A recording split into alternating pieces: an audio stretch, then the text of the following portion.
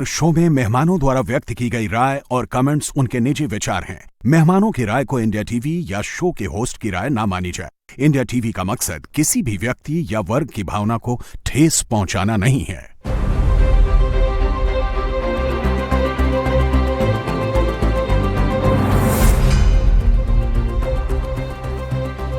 नमस्कार, बहुत स्वागत है आप सभी का आपके प्रोग्राम कॉफी पर कुरुक्षेत्र में। मैं हूं सौरभ शर्मा आपके साथ। रोज बातें आपके साथ करते हैं, खुलकर वो बताते हैं जो आपको कोई और नहीं बताता।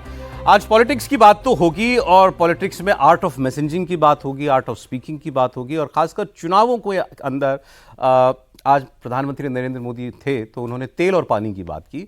तो किसका गठबंधन तेल और पानी वाला गठबंधन है और किसका पानी और चीनी वाला गठबंधन है, इसकी भी हम लोग आज बात करेंगे। राहुल गांधी भी आज प्रचार में थे और तेजस्वी यादव और नीतीश कुमार वो सब अपना लगे ही हुए हैं, उसकी बात आज होगी। आज हमारे साथ देखिए प्रोग्राम में 3 लोग हैं।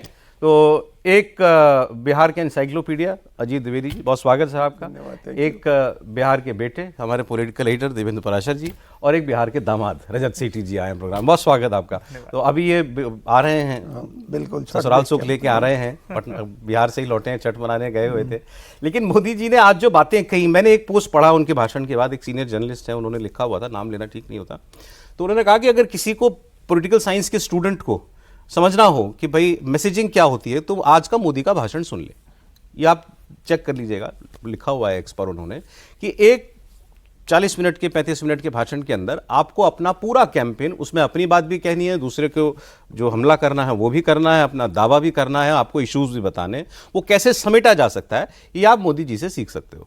खैर उनकी वो कैसे कन्वे करते हैं इसमें तो कोई डाउट है नहीं, लेकिन जो उन्होंने आज बातें की उससे हमको कुछ नई बातें करने का मौका मिलेगा। जैसे आज उन्होंने ये कहा सबसे पहले कि सारे सर्वे ये बता रहे हैं कि एनडीए की बड़ी जीत होने जा रही है और महागठबंधन मतलब आरजेडी और कांग्रेस को अब तक की इतिहास की, बिहार के चुनाव के इतिहास की सबसे कम सीटें मिलेंगी, एनडीए नया इतिहास रचेगा। तो आपके मन में भी और मेरे मन में भी वही सवाल है जो देवेंद्र जी बता सकते हैं कि मोदी जी का सर्वे बता क्या रहा है, बताइए लेटेस्ट वाला सर्वे क्या बता रहा है। ये जो उन्होंने बोला, जो हमने फिर चेक भी किया कि ऐसा तो नहीं, उनको भी उनके पास भी कुछ फीडबैक हो तो ज़्यादा समझ में आया ये कि वो एक माहौल बनाने वाली चीज़ें हैं। बाकी लेटेस्ट सर्वे जो भी लगातार आ रहे हैं उनके अपने, उसमें एकदम से थंपिंग मेजॉरिटी, जैसा कि पहले भी हम लोग बात करते रहे हैं कि क्लियर कट वो लोग 145 से 150 के नंबर पे भी नहीं जा रहा है।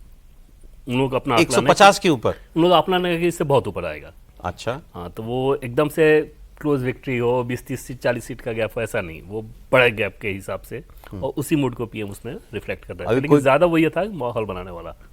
तो माहौल तो 400 पार वाला भी बना था। हाँ, तो कई बार ऐसा हुआ है, कई स्टेट में हाँ मुंह की खानी पड़ी है, बंगाल में मुंह की खानी पड़ी थी, कर्नाटका में मुंह की खानी पड़ी थी, कई बार ऐसा हुआ। बट सक्सेस रेट के हिसाब से आप देखेंगे तो उसमें वो बहुत ज़्यादा है। मतलब नेताओं को सब पता होता है ना, ग्राउंड की सिचुएशन नेताओं को मतलब अंदाजा तो होता है। तो सर 2 चीज़ से होता है। पहली बात तो ये कि आपके पास सर्वे वगैरह सिस्टम से, पार्टी के सिस्टम से, संगठन से सब पता ही होता है। हाँ। दूसरा, जो ज़्यादा मैच्योर नेता है वो तो मंच पे जब अपने पहुँचते हैं ना और सामने जो ऑडियंस देखते हैं उस ऑडियंस से उनको समझ में आता है। जैसे अगर आपको याद हो दिल्ली विधानसभा चुनाव में अरविंद केजरीवाल को जो पहली बार जबरदस्त जीत में से हासिल हुई थी, पीएम की रैली हुई उधर रोहिणी साइड में, और पहली रैली के बाद उन्होंने कोर ग्रुप की मीटिंग बुलाई। पहली रैली के बाद, याद है, मंच पे जाने के बाद 15 का चुनाव था, हाँ 2015 वाले में, और मंच पे उन्होंने उसके बाद जब कोर ग्रुप की मीटिंग हुई तो उसमें उन्होंने कहा कि ये चुनाव तो बहुत गड़बड़ है, इसमें तो कहीं कुछ। उसके बाद शायद उनकी सभाएं हुई भी नहीं थी दिल्ली में। हाँ, तो वो सब नेताओं को बहुत आसानी से समझ में आता है, करंट जिसको बोलते हैं उन लोग, कि करंट देख के समझ में आ जाता है कि अगर लाई गई भीड़ है या उस भीड़ का उत्साह कैसा है, सिर्फ बैठी हुई है या आपकी भाषण से कनेक्ट कर रही है, आपके इशू से कनेक्ट कर रही है, उससे वो लोग बहुत आसानी से समझते हैं। तो इस बार इनको करंट दिख रहा है, खूब अच्छे से दिख रहा है। तो मोदी को, जैसे प्राइम मिनिस्टर मोदी का, इनको खासकर इलेक्शन फीडबैक कैसे मिलता है? अलग अलग तरीके से रखते हैं। जैसे एक तो संगठन में, संगठन का जो माध्यम है उससे होगा ही होगा। इसके अलावा बाकी, क्योंकि पूरे देश में वो प्रवास करते रहे हैं तो हर जगह उनकी अपनी एक नेटवर्किंग रहती है, तो वहाँ से उससे रैंडमली फ़ोन करके फिर फीडबैक लेते हैं। अलग अलग नेताओं से इंडिविजुअल फीडबैक लेते हैं। कई बार ऐसा भी हुआ, जैसे बिहार के कुछ नेताओं ने मुझे बताया पिछली बार के चुनाव में जब उन्होंने फीडबैक दिया तो वो ज़्यादा थोड़ा दे दिए थे। तो पूरी बात सुनने के बाद, और वो बिहार का बड़ा नाम है, पूरी बात सुनने के बाद पीएम ने उनको कहा कि ऐसा है कि आपको ग्राउंड पे थोड़ा और काम करने की ज़रूरत है और बेहतर फीडबैक लीजिए, इतना अच्छा नहीं है। अच्छा, तो उनको ये एहसास था कि जेडीयू अच्छा नहीं कर रही है। तो अलग अलग तरीके होते हैं। कई बार जर्नलिस्ट से भी फीडबैक लेते रहते हैं, क्या इशूज़ है।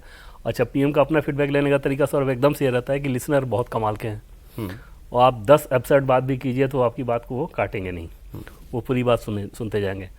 गृह मंत्री अमित शाह जी की बात करें तो दूसरी बात उस एपिसोड सुने हैं, इसका प्रेजेंस कम ही रहता है। वो पहली बात नहीं हो सकता है वो आपको कहें कि बेकार की बात कर रहे हो, लेकिन प्रधानमंत्री हो सकता है पूरी 10 बात आपकी एपिसोड सुन लें और 10 बार सुनने के बाद वो आपको कहेंगे कि नहीं मैं इससे सहमत नहीं हूँ, एक दूसरी स्थिति ऐसी है, तो वो फीडबैक ले लें। अब अजीत जी बताएं थोड़ी सी और अंदर की बात है। सर आपकी भी नेताओं से खूब बात हो रही है ना? हो ही रही है। हाँ हो ही रही है, अब चुनाव है, क्या इस बता समय रहे तो हैं बात नेता करनी लोग? क्या होती बता है। रहे हैं नेता लोग?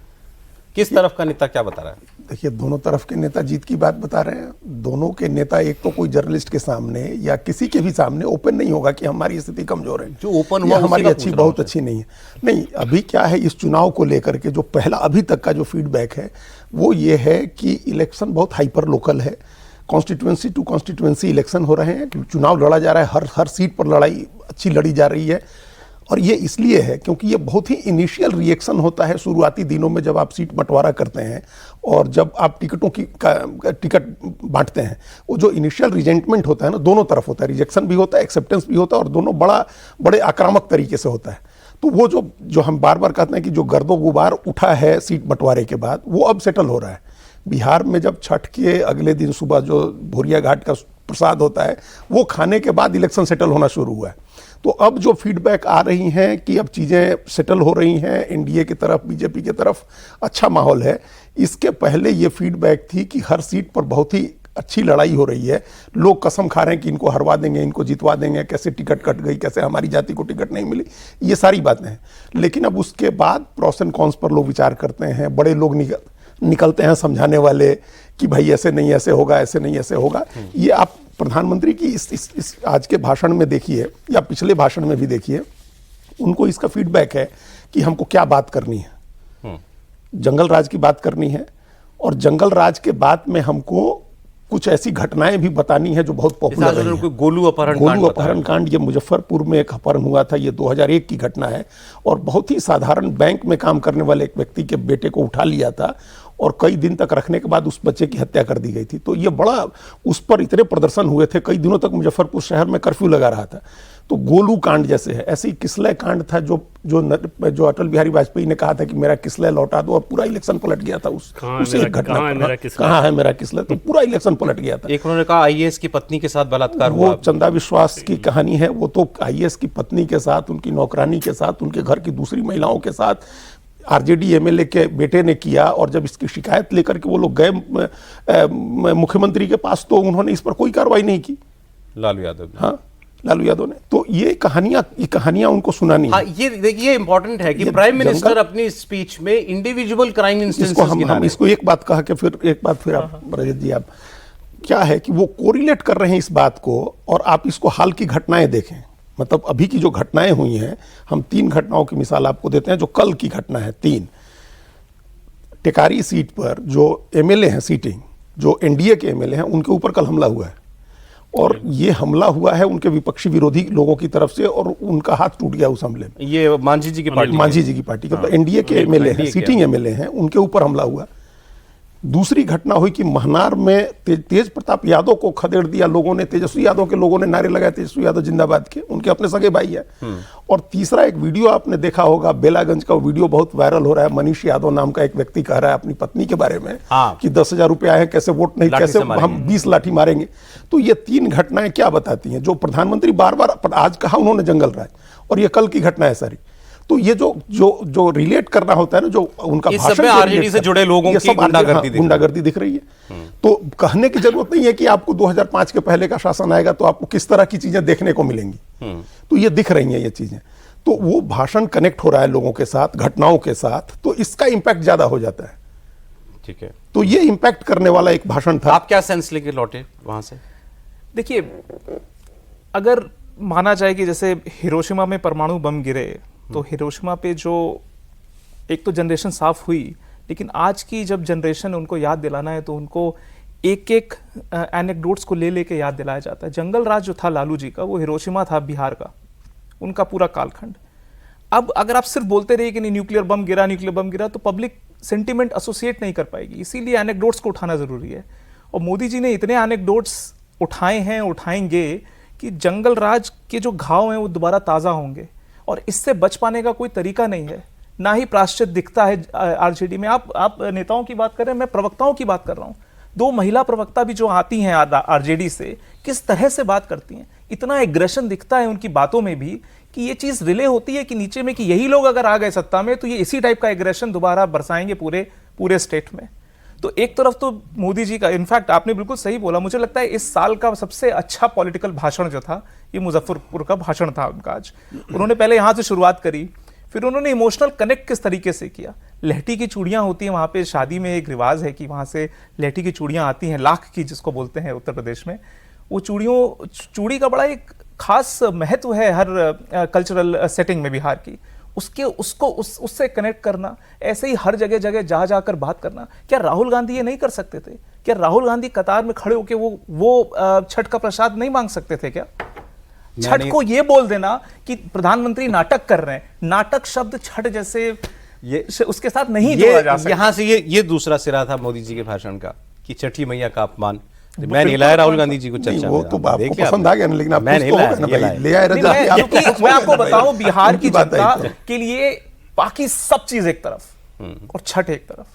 उस शब्दावली में आप कोई भी नेगेटिव चीज ला नहीं सकते। आप छठ के प्रसाद में न पहले नमक खा सकते न बाद में। रजत जी और आप देखिए, इतनी नमकीन बात बोल देंगे छठ को लेके, तो ये बहुत, देखिए, सेंटिमेंट पिक करने वाली बात है। ये सेंटिमेंट पिक इतना सटल है। वो आप इशू, मोदी जी उसको बीजेपी के लोग कल से इशू बना रहे हैं, राहुल गांधी के उस भाषण को बनाएंगे, चुनाव में करना है। But to be fair to Rahul Gandhi, वो क्या कह रहे थे? वो ये कह रहे थे कि प्रधानमंत्री छठ पर ड्रामा कर रहे हैं। नहीं, इतनी गंदी है यमुना कि वो यमुना में नहीं गए। ये शब्दों का चयन ही गलत है। मैं बोल रहा हूं। सुने मैं आपकी बात को आगे बताता हूं। कल हमने क्या चर्चा की थी? राहुल गांधी ने आज भी ये बात बोली है, लेकिन कल से आज में उनको किसी ने बता दिया ये बात, मोदी जी ने छठ की पूजा नहीं की या उसकी कोई तस्वीर नहीं आई। मोदी जी ना यमुना में गए, ना मोदी जी स्विमिंग पूल में गए। कल वो बोल गए कि स्विमिंग पूल में जाकर के छठ मनाया। आज उन्होंने उसको सुधारा, कहीं से इंफॉर्मेशन आई होगी, तो बोले कि देखिए मोदी जी को जाना था, उनके लिए वहां पर साफ पानी जो है एक जगह पर इकट्ठा किया गया था यमुना के किनारे, लेकिन क्योंकि उसकी तस्वीर आ गई कि पाइप से पानी भेजा जा रहा है, तो वो फिर वहां नहीं गए। तो ये पूरी बात उनको कल नहीं मालूम थी, आज उनको बताई गई तो उन्होंने बोली।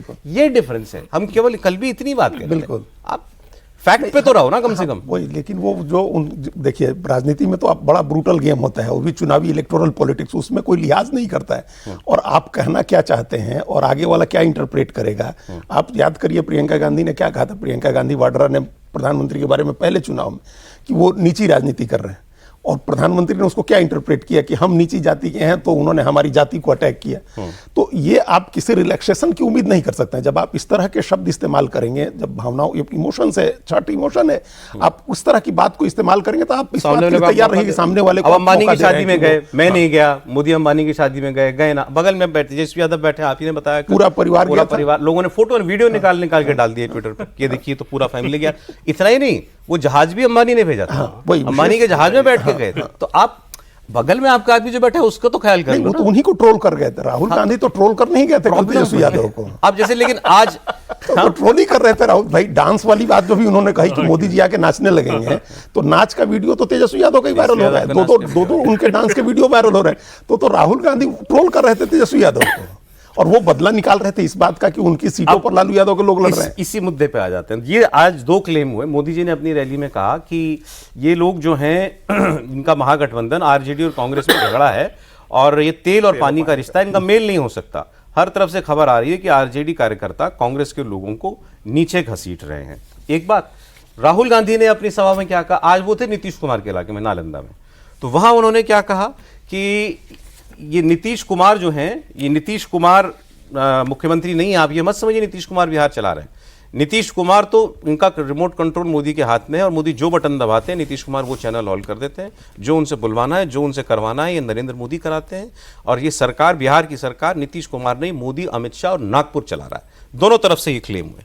हाँ बिल्कुल। और इसमें नरेंद्र मोदी के बारे में जितनी बार राहुल गांधी बोलते हैं सर, कल ये चर्चा भी कल से बीजेपी में खूब हो रही है मजाक के तौर पे कि बीजेपी की सीटें ज़्यादा कब बढ़ती है, किसके प्रचार करने से, मोदी के प्रचार करने से या राहुल गांधी के प्रचार करने से। ये बीजेपी के नेता आपस में खूब ये मस्करे ले लेंगे, कह रहे हैं, क्योंकि ऐसे इशूज़ को उठा रहे हैं जैसे नरेंद्र मोदी को वहाँ पे टारगेट करके आप क्या ही हासिल कर लेंगे। मुस्लिम वोट ऑलरेडी आपके पास है, मुसलमानों के अलावा किस सेक्शन में ऐसा है कि नरेंद्र मोदी को लेके हैटेड हो, उस रूप में चिढ़ हो कि बार बार आप उसको सेंटर स्टेज पे लेके आ रहे हैं। अब बिहार के इशूज़ को जितना ज़्यादा निकालेंगे वो ज़्यादा ज़रूरी होता है, वो लोगों को टच करता है। जैसे कल भी हम लोग जो बात कर रहे थे कि बिहारी अस्मिता, बिहारी स्वाभिमान, बिहार का डेवलपमेंट क्यों नहीं हुआ, इस तरह कंपेरिजन पे आप आगे बढ़ो। जाके स्विमिंग पूल, छठ, नाटक, अब कौन, जैसे ये रजत जी बता रहे हैं कि वाकई वो अजीब सा लगेगा कि छठ पे नाटक की बात कोई कह दे, वो मतलब एकदम से अजीब। जैसे दिल्ली में भी वो हुआ था कि प्रवेश वर्मा एक छठ के व्रती को आगे ऐसे फूल गिरा रहे हैं, तो वो बहुत सामान्य चीज है सौरभ, बिहार में बहुत सामान्य चीज है। घाट पे लोग जाते हैं ऐसे करते हुए, दंड काटते हुए लोगों मैंने की देखा मन्नत है होती है। उनके कांग्रेस के Opposition के प्रवक्ता कुछ, का हाँ, एक ट्वीट था बड़ा तो उनको खराब। पता ही नहीं है भाई, पता ही कटे हुए हैं कि कुछ पता ही नहीं, तो जब पता ना हो तो आपको ऐसा ही लगेगा। कर लो वहाँ पे। और जो तेज प्रताप ने कह दिया, तेज प्रताप यादव के सामने महक गया, तो उन्होंने कि भाई वो कह रहे हैं प्रधानमंत्री ड्रामा कर रहे हैं छठ पर, तो उन्होंने पूछ लिया कि राहुल गांधी को मालूम है छठ क्या होता है, बिल्कुल। कभी किया है छठ, उनको पता है क्या होता है छठ के अंदर। हाँ, तो वही कह रहे थे। लेकिन वहां भी जो कह रहे हैं देवेंद्र जी कि वो क्यों मोदी का नाम ले रहे हैं राहुल गांधी, तो वो भी ट्रोल ही कर रहे थे तेजस्वी यादव। तेजस्वी यादव का एजेंडा फेल करना है, वहां चुनाव उनको हमेशा राहुल वर्सेज मोदी बनाना है बिहार में जाकर के। और तेजस्वी का है कि हम तेजस्वी प्रण पर चुनाव लड़ेंगे। तेजस्वी प्रण की बात ही नहीं कर रही है कांग्रेस पार्टी, न कांग्रेस पार्टी बात कर रही है, न लेफ्ट बात कर रही है, कोई कर ही नहीं रहा है। वो ले जा रहे हैं इलेक्शन को राहुल वर्सेज मोदी, राहुल बना मोदी बनाना चाह रहे ये हैं। मुझे मालूम नहीं कितनी बात सच है। दिन में हम एक सीनियर जर्नलिस्ट आते हैं हमारे, तो उन्होंने ना तो मुझे ये कहा कि तेजस्वी यादव बड़े अपसेट थे कल, राहुल गांधी ने जो बातें की हैं उससे बड़े अपसेट थे, और शायद अशोक गहलोत को शायद उन्होंने कहा। मैं इसको एंडोर्स नहीं कर रहा हूँ, मुझे मालूम नहीं है, किसी ने क्लेम किया कि उन्होंने शिकायत की कि भाई साहब इसीलिए बुलाया आपने इनको यहाँ। तो सर राजनीतिक विवेक के आधार पर सोचिए तो ये शिकायत तो एकदम वाजिब लगती है। कोई भी ये सोचेगा कि क्या कर रहे हो भाई, क्या करने आ गए हो, अंबानी के मामले में ऐसा बोल रहे हो, छठ के मामले पे ऐसा बोल रहे हो, यही करने आए थे क्या? और ये करना है तो बेहतर है कि वही रहो, बताओ इलेक्शन खराब कर रहे इंडिया में रहो। तो ये एक समस्या हुई है। ये इमोशनल डिस्कॉर्ड सेट सही होता है, उनकी वहां पे तारे ढंग से जुड़ती हैं, यहाँ नहीं जुड़ती हैं। भाई नहीं जुड़ रही तो प्रयास करो आप। 50 दिन तो आप गायब रहे सीन से, यहाँ पे एसआईआर कहाँ तक ले गए, अगस्त के महीने में जब चुनाव में मैटर किया तब तो आप गायब हो गए। अब आप आए हो लास्ट मिनट में, लास्ट बैट्समैन की तरह सोच रहे हर बॉल पे छक्का लगाएंगे। अब कैसे लगा सकते हो? नहीं कर सकते। मैं बता रहा हूँ ये फेटल फ्लॉ जो कांग्रेस पार्टी और आरजेडी का कंबाइंड है कि 20 साल की एंटी इनकम्बेंसी के बावजूद भी माहौल नहीं खड़ा कर पाया। ऐसा ठंडा माहौल है ऑपोजिशन का। आप चाहते तो पब्लिक सड़क पे होती, कहां से कहां ले जा सकते थे चुनाव, इतने विषय, इतने मुद्दे आप बना सकते थे, बट बेसिक सेंस तो हो।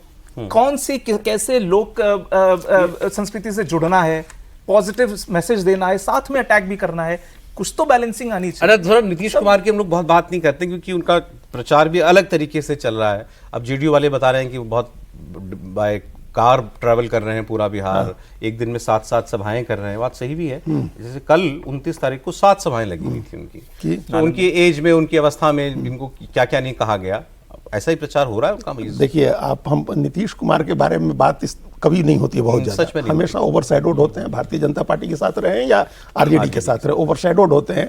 इलेक्शन में हमेशा उनका स्ट्राइक रेट भी कम होता है। इसलिए होता है क्योंकि जो सहयोगी पार्टी होती है अपना सारा वोट उनको नहीं ट्रांसफर करा पाती है। इसके बावजूद नीतीश कुमार वो फैक्टर हैं जिनके इर्द गिर्द सारा चुनाव हो रहा है। और इस बार जो कैंपेन कर रहे हैं वो, या उन्होंने जिस अंदाज में टिकट बांटी है अपनी पार्टी की, वो पॉलिटिकल क्राफ्ट्समैनशिप का नमूना है, कारीगरी है, वो आर्ट है। जिस तरह से उन्होंने अपने 101 उम्मीदवार चुने हैं नीतीश कुमार ने, वैसा किसी ने नहीं चुना है। वो आर्ट है, कारीगरी है। क्योंकि हम उनकी पॉलिटिक्स को 1990 से फॉलो कर रहे हैं, 94 में जब अलग हुए तब से फॉलो कर रहे हैं। इंप्रेस क्यों हैं आप? भाई आप टिकट देखिए ना, 101 सीटें देखिए उनकी। कोयरी, कुर्मी, धानुक, लौकुश, धानुक का जो लौकुश जो हो गया वो पिछड़ी जाति में हो गया, धानुक अति पिछड़ी जाति में हो गया। इन 3 जातियों को उन्होंने 33 सीटें दी हैं। ये उनका कोर वोट है, 9% का वोट है, ये कोर वोट है। इसके इर्द गिर्द उनकी सारी राजनीति है। ठीक है, उन्होंने 16 से घटा करके 6 सिर्फ यादव दिए हैं। और उसके बाद आप सीटें देखिए उनकी, गंगोता है, कैवर्त है, केवट है, मल्ला है, दलित में भी बैठा है उनका, रजक है। जो हर जाति से उन्होंने, कमजोर से कमजोर जाति से उन्होंने सिर्फ 22 टिकटें दी है फॉरवर्ड्स को। और 79 सीट से उनकी जो पिछड़ा, अति पिछड़ा, दलित और मुसलमान, 4 मुसलमान, उन्होंने पिछली बार 11 मुसलमान दिए थे, कोई जीता नहीं, उन्होंने घटा करके उसको 4 कर दिया। और चारों ऐसी सीटों पर दी हैं जहां अगर एक आध सीट वो निकाल लें तो कोई हैरानी नहीं होगी। हम अमौर की नहीं कर रहे हैं, लेकिन चैनपुर की में लड़ाई में जमा खान उनके हैं कैंडिडेट। तो या कल जो हम लोग, जब शाहनवाज जी आए थे जो बात कर रहे थे, हम लोग मंजर आलम, उनका ऐसा ना हो कि 2 भाइयों की लड़ाई में उनका मंजर आलम जो है वहां से चुनाव निकाल ले जाए।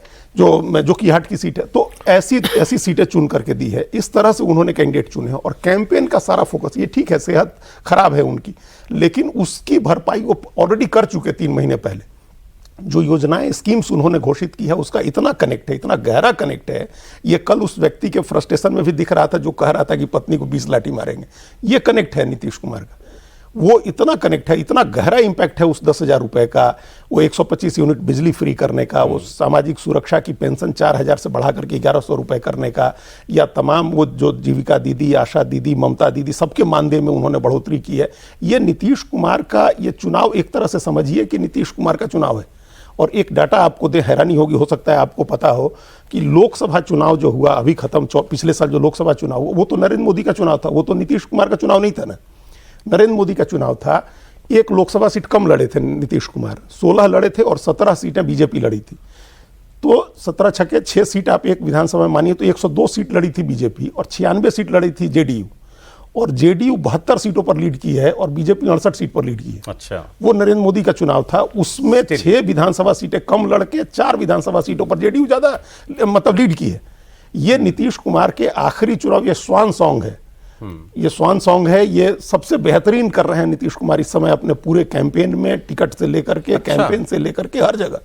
और ये आपको रिजल्ट में रिफ्लेक्ट करेगा। बहुत लोग इसको ये भी कह रहे हैं कि ये एक भभका है दीपक बुझने के पहले। एक अच्छे राजनीतिक व्यक्ति ने कहा कि जिस तरह से 2006 का चुनाव था पश्चिम बंगाल का, जब दिया बुझने के पहले लेफ्ट का बहुत भभका आया और खूब अच्छे से जीते थे लोग, 11 में हार गए थे। हम मान रहे हैं भभका नहीं, ये स्वान सॉन्ग है, ये आखिरी चुनाव है उनका और वो बहुत अच्छे से लड़ रहे हैं। जनता वो लड़ भी अच्छे रहे और जनता भी दिल खोल के दिल खोल के अच्छा नीतीश कुमार के साथ है, तो इसलिए उन पर नजर रखने इसका की तो जरूरत देखिए, है। इसका तो प्रमाण ये है कि आरजेडी और कांग्रेस के सारे लोग ये साबित करने में लगे हैं कि बीजेपी नीतीश कुमार को चीफ मिनिस्टर नहीं बनाएगी। हाँ। इसका ये उस आदमी के लिए कितना बड़ा कॉम्प्लीमेंट है, आप सोचिए कि 20 साल के बाद आपको प्रचार ये करना पड़ा रहा ना, इसके नाम पे वोट मत देना, इसको तो बनाएंगे नहीं बनाएंगे। इसका मतलब लोग वोट देना चाह रहे हैं उनके नाम पर। और आप ये समझ रहे हो, इस बात राबड़ी देवी ने कहा, अभी उनकी बात नहीं होती ज्यादा, वो भी प्रचार में जा रही है, एक्स चीफ मिनिस्टर है भाई, 5 साल रही ना पूरी। हाँ, 7 साल मुख्यमंत्री, 7 साल मुख्यमंत्री ने कहा कि नीतीश कुमार मुख्यमंत्री नहीं बनेंगे। अब इस पर हम लोग बहुत लंबी चर्चा कर चुके हैं कि क्या इसमें स्ट्रैटेजी है, क्यों इसको संशय में बीजेपी रख रही है, बट व्हाटएवर। आप अग्री करते हैं उनकी असेसमेंट से नीतीश कुमार को लेके? पीक वाला चुनाव में तो वैसा नहीं मानता मैं, 2010 वाले को पीक पे मानता हूँ, जब नीतीश कुमार अपने एकदम पीक पे थे। और जो नंबर्स आएंगे अभी भी, अगर बीजेपी से ज़्यादा सीटें जेडीयू को आई तो मुझे थोड़ी हैरानी होगी वहाँ पे। बट इसमें कोई दो राय नहीं कि नीतीश कुमार एकदम एसेट हैं। ये तो वो भी कह रहे हैं ना कि बीजेपी का पूरा वोट नहीं ट्रांसफर होता उनका स्ट्राइक रेट हमेशा कम होता है। नहीं, सिर्फ मतलब वैसा ही नहीं है, नीतीश कुमार का अपना वोट बैंक भी देखें ना तो नीतीश कुमार के बिना किसी का काम नहीं चल सकता, लेकिन नीतीश कुमार अपने आप में सफिशिएंट नहीं है। जैसे अगर आपको 2014 के लोकसभा चुनाव को अगर आप देखें तो जैसे ही अलग अलग लड़े जेडीयू की क्या स्थिति हो गई थी। तो नीतीश कुमार तभी बहुत प्रभावी रहते हैं जब उनके साथ कोई मेजर पार्टी रहे, लाइक बीजेपी या आरजेडी, वहाँ पे फिर वो बहुत कमाल दिखा लेते हैं। लेकिन अपने आप में नीतीश कुमार एकदम एसेट हैं इस चुनाव के लिए, उनके नाम पे वोट पड़ता है, उनका अपना वोट बैंक है। और शारीरिक स्थिति को लेकर चाहे जितने सवाल खड़े किए जा रहे हैं, उनके वोटर में इस बात को लेकर कोई ऐसी चीज अच्छा नहीं सुनने को मिलती। हाँ, जो पढ़े लिखे लोग हैं वो जरूर वो इस बात को लेकर चर्चा कर लेंगे, लेकिन उसके चलते हम वोट ना दें नीतीश कुमार को, नीतीश को पसंद अगर ऐसा नहीं। और एक चीज़ जो बहुत ज़्यादा अंडरप्ले हो जाती है, जेडीयू का संगठन ने भी इस बार के चुनाव में ग्राउंड तक पे बहुत अच्छा काम किया है। वो बहुत रिपोर्ट नहीं होता था, लेकिन जेडीयू का संगठन एकदम मंडल स्तर तक पे बहुत अच्छा काम किया है। वो होमवर्क जो पीछे से नीतीश कुमार को जो लोग चला रहे हैं वो एकदम से मेहनत करें। जो लोग चला रहे हैं, मैं इस लिहाज से कह रहा हूँ कि नीतीश कुमार स्वाभाविक तौर पे नहीं, खुल के ही मैं कह रहा हूँ कि नीतीश कुमार स्वाभाविक तौर पे अब संगठन में उस रूप में इन्वॉल्वमेंट उनका नहीं है। तो वो जो पीछे 5-6 लोगों की टीम है वो फुल्ली इस बात का ध्यान रख रही थी कि कहीं कोई गड़बड़ी ना हो और उसको ठीक तरीके से किया जाए, और वो नजर आ रहा है। एंड बीजेपी जेडीयू मतलब वाकई मिल गए एकदम, इसमें कोई दो राय नहीं कि इस बार के चुनाव जैसे पिछली बार के चुनाव में सिर्फ ऐसा नहीं था कि एलजेपी ही डैमेज कर रही थी, बीजेपी जेडीयू भी एक दूसरे को डैमेज कर रहे थे। बाकायदा चुनाव के दरमियान फोन पे शिकायतें आती थी कि कटिहार में आप ये कर रहे हो, तो यहाँ पे आप ये कर रहे हो, ऐसे सीटों का नाम ले लेके। अब आप बार नहीं है, जरा मजबूरी समझिए दूसरी तरफ, जिसको मोदी जी ने कहा ना कि इनका गठबंधन तो तेल और पानी का मेल है। एक गौरा बोराम की सीट है ना सर, जहां सिंबल दे दिया था आरजेडी ने, नीतीश मुस्लिम कैंडिडेट है, और वो उस सीट पर वापस लेने से इनकार कर दिया नॉमिनेशन आरजेडी के कैंडिडेट ने, वो क्योंकि वो सीट चली गई थी वीआईपी के खाते में। तो मैं वो वीआईपी के पास ही थी। आप देखिए साहब, मजबूरी, मतलब तेजस्वी यादव का वहां पर स्टेटमेंट है, उस सीट पर जाकर प्रचार कर रहे हैं वीआईपी के लिए, जहां आरजेडी का उनका अपना कैंडिडेट खड़ा हो गया बागी, लेकिन उसके पास सिंबल है पार्टी का। अब उसको नाराज भी नहीं कर सकते क्योंकि मुसलमान है, तो कुछ ज्यादा खिलाफ भी नहीं। अब भाषा देखिए आप तेजस्वी यादव की, वो कह रहे हैं कि आप सब लोग, अफजल नाम है जिनको टिकट दिया था आरजेडी ने, आप सब जानते हैं अफजल को तो हम ही ने आगे बढ़ाने का काम किया, हम इन्हें बुला करके टिकट दिया, दरभंगा का प्रधान बनाया हमने, तो आप अफजल की जिम्मेदारी तेजस्वी को है, मान आप छोड़ दीजिए, आप चिंता छोड़ दीजिए, अफजल की जिम्मेदारी मेरी है, मान सम्मान देना हमको आता है, लेकिन गठबंधन धर्म भी हमको निभाना है, तो अपने भाइयों का हम ख्याल रखेंगे, अफजल जी से हमारी बात होती है, उनका मान सम्मान दिलाने का काम हम करेंगे, आप लोग एकजुट रहिए और वीआईपी को जिताइए। अब जनता किसको वोट करेगी? वो गए क्यों, पहली बात है। ऐसी चीजों को छोड़ देना चाहिए, जाके आप क्या ही सिद्ध कर लेंगे। तो वो अपने आदमी को नाराज भी नहीं कर सकते। सही बात है, तो इसमें डक करना चाहिए ना, हर बॉल को बैटिंग करनी जरूरी थोड़ी ना। तो ये डक वाला विषय था। अरे ये इलेक्शन आपके हिसाब से किस, कोई लोग कहते हैं कि ये तेजस्वी का इलेक्शन में, इस सेंस में कि इलेक्शन तेजस्वी के अराउंड है, तेजस्वी को लाना है या नहीं लाना है, या नीतीश का इलेक्शन है कि नीतीश कुमार को लास्ट मौका देना है कि नहीं देना है? ये इन सबसे इतर है, मुझे लगता है ये सिर्फ कंटिन्यूटी का इलेक्शन है, जैसा है वही सही है। अच्छा। बाकी सारे ऑप्शन बहुत रिस्की हैं, बाकी जितने भी ऑप्शन हैं उन सब में क्या हो जाएगा, सड़कों पे क्या होगा, घरों पे क्या होगा, प्रदेश का क्या होगा, लड़कियों का क्या होगा, बच्चों का क्या होगा, ये सारे विषय इतने बड़े प्रश्न चिन्ह हैं, कोई रिस्क लेता नहीं है वहाँ पे। अच्छा। और मैं इसीलिए बोल रहा हूँ कि देखिए बाकी सारी बातें सीट बाय सीट गणित, लार्जर मोमेंटम, इतना तगड़ा मोमेंटम, ये 10,000 का जो साइलेंट एक्शन है, जो 10,000 रुपए ट्रांसफर किए, महाराष्ट्र जैसा हो जाए बड़ी बात नहीं है।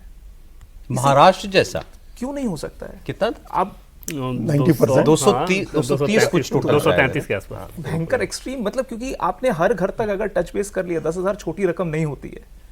और बिहार के कंटेक्स्ट में ये इतना बड़ा है कि लोग इस पे पार्टी लाइन को क्रॉस करके, महिलाएं, एक वोट बैंक भी अगर हिल गया, आप पिछले चुनाव में देखिए ना, दोनों 36% पे थे, क्लोज इलेक्शन, तो 2% ऊपर नीचे होता है तो सारा गेम खत्म हो जाए। वो हमने एक सर्वे दिखाया था ना अमिताभ तिवारी जी का, 90% लोगों ने फॉर्म भरा है, और 60 से ज्यादा % लोगों के घर में अकाउंट में पैसा आ गया है। मैं बता रहा हूँ, ये उस प्रक्रिया को रखा ही गया था इस रूप में कि चुनाव से पहले, क्योंकि कर दिया गया था कि समय समय पर लगातार चुनाव तो आते रहे धनराशि, फिर आना है पैसा, अभी अगली तो वो वोटिंग से पहले डाल सकते हैं। हाँ, तो पहले का है ना, ऑनगोइंग स्कीम। तो जब किया गया था तभी हमें पता चल रहा था कि वो इसके पीछे और जाना है, जिसको लेकर तेजस्वी यादव चुनाव आयोग से शिकायत कर रहे हैं कि भाई ये तो रिश्वत दी जा रही है, लेकिन ये तो ऑनगोइंग स्कीम्स है। किसान सम्मान निधि के पैसे आपने देखे होंगे, हरियाणा का जिस दिन वोटिंग हो रही थी उस दिन किसान सम्मान निधि के पैसे गए लोगों के खाते में। तो आप ऑनगोइंग स्कीम्स को नहीं रोक सकते हैं ना, उसको जारी स्कीम चल रही है। कैंपेन डिजाइन करना ही था तो उनको कोई तो और ऐसा पॉजिटिव विषय लेकर उतरना चाहिए था, विपक्ष को कोई एक ऐसे तरीके से घेरना चाहिए था। सरकार को विषय ही नहीं बचे, अनसन बातें क्लेम कर दी, हम हर घर में नौकरी देंगे। जब पत्रकार पूछ रहे हैं, जस्टिफिकेशन मांग रहे हैं, तो है नहीं आपके पास, तो कैसे, कितने सीरियस हो आप गणित में कितने सीरियस हो? लोग क्या बोलते हैं तेजस्वी के लिए, आपकी जिनसे बात हुई है? देखिए, मैं अगर आपको अर्बन एरियाज की बात करूं तो अर्बन में तो नॉन स्टार्टर हैं वो। जितना मेरी समझ बन रही है तेजस्वी को लेके, उनको शायद 5 साल और इंतजार करना पड़ेगा और मजने की जरूरत है। और राजनीति ये जिस तरह से करते हैं, जिन विषयों को उठा के करते हैं, ये इंक्रीमेंटल वोट तो जोड़ते नहीं है। कन्फ्रंटेशनल वोट कब तक आप कन्फ्रंट करते रहेंगे जो आपकी तरफ नहीं है? आपको वोट उधर से लेकर अपनी तरफ आना है, वो बड़ा मुश्किल प्रयास होता है। उसके लिए आपको आपके अंदर एक डिग्री ऑफ डिमीनर ऐसा होना चाहिए, झुक के बात करनी आनी चाहिए, अकड़ नहीं होनी चाहिए। आपके जितने भी कार्यकर्ता हैं वो इतनी अकड़ में रहते हैं, कैसे आप एक ऑल्टरनेट विजन दे सकते हो आरजेडी को? तो अब क्या करें? बॉडी पॉलिटिक वही है। अब क्या माता पिता की चीफ मिनिस्टर काल के लिए माफी मांग लें? लोगों ने मांगी है। अरे प्रायश्चित यात्रा करिए। नहीं, मैं इसको सीरियसली कह रहा हूँ। दिल्ली में जो एंटी सिख प्रोग्राम हुआ उसके लिए कांग्रेस ने माफी मांगी, आपातकाल के लिए कांग्रेस ने माफी मांगी, तो क्या तेजस्वी यादव को अल्टीमेटली माफी मांगनी पड़ेगी? नहीं, तो माफी मांग लेनी चाहिए ना। वो अपने पिता की तस्वीर हटा के सोच रहे हैं कि लोग भूल जाएंगे, ऐसा नहीं होगा ना। और ये जो जैसे 10,000 रुपए की जो धनराशि दी गई ना, इसी में तेजस्वी की सफलता की कुंजी भी थी कि अगर 2 दशक के बाद भी ये करके चुनाव जीतना पड़ रहा है, इसका मतलब बहुत सारे अनरेस्ट वाले इश्यूज थे, आपको सीधे उसको एक्सप्लोर करना था। जैसे बिहार में अगर सड़क और पुल की बात छोड़ दें, मैं महाराष्ट्र तो बाकी क्या ही दिखता है वहाँ पे? स्वास्थ्य व्यवस्था इतनी खराब, एजुकेशन व्यवस्था इतनी खराब, मतलब कुछ वैसा है ही नहीं। लेकिन अगर आप, राहुल गांधी ये बातें नहीं कह रहे हैं वैसे, लेकिन देखिए, मैं आपको बताऊं, महाराष्ट्र से क्यों कंपेयर कर रहा हूं, क्योंकि हाँ, बस महाराष्ट्र के ऐन मौके पहले विपक्ष एकदम सो गया था। दिखता था कि है ही नहीं विपक्ष, वैसा ही मुझे लग रहा है कि कहीं ऐसा ना हो कि मनी मनी मनी वहां भी जा रहा था, बहुत सारी चीजें हैं और यहाँ पर भी अब इस गेम महिलाओं में के अगर खाते में जा हारेंगे रहा था। निश्चित तौर पे ये गेम चेंजर होगा, ये Let's see, एक इंटरवेंशन। ठीक है, आप आए, कुछ नई बातें पता चली, कुछ जब भी कोई आदमी आता है ग्राउंड से कुछ अपडेट मिलता है। बहुत शुक्रिया रजत, आपका प्रोग्राम में आए। अजीत जी बहुत धन्यवाद आपका, देवेंद्र बहुत शुक्रिया आपका।